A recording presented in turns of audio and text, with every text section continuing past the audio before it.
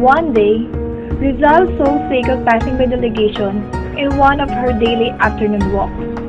Fascinated by her charm, Rizal inquired and learned from the Japanese gardener some basic information about her.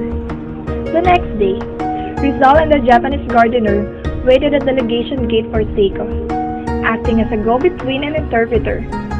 The gardener introduced the gracious Filipino doctor and the pretty Japanese woman to each other.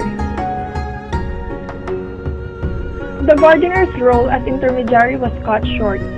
However, when Seiko spoke in English, she also knew French, and so she and Rizal began to converse in both languages.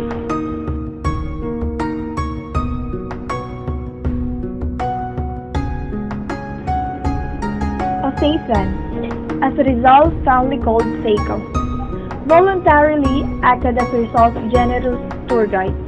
She accompanied him to Japan's shrines, parks, universities, and other interesting places like the Imperial Art Gallery, Imperial Library, and the Shokugutsu-en, the Botanical Gardens.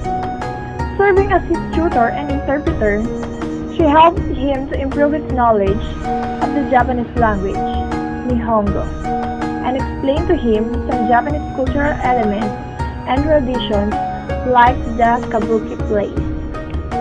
It was thus not surprising that Joseph fell for the charming, modest, pretty, and intelligent daughter of a samurai.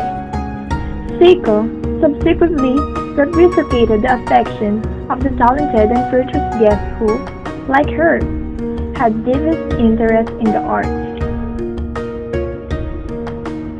Their more than a month happy relationship had to end nonetheless. As the man with a mission, Rizal had to leave Japan. His diary entry on the eve of his departure illustrates what he had thrown away in deciding to leave Oseisan.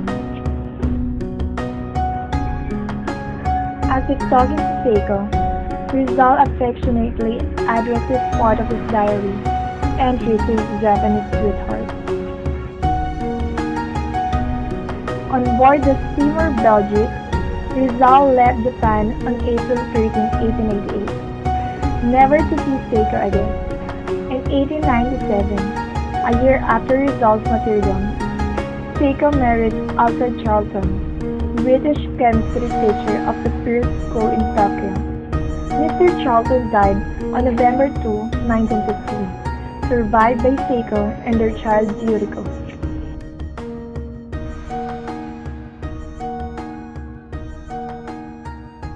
After talking to Seiko, Rizal affectionately addressed this part of his diary entry to this Japanese sweetheart. Steamer Belgique, Rizal left Japan on April 13, 1888, never to see Seiko again. In 1897, a year after Rizal's martyrdom, Seiko married Alfred Charlton, British chemistry teacher of First School in Tokyo. Mr. Charlton died on November 2, 1915,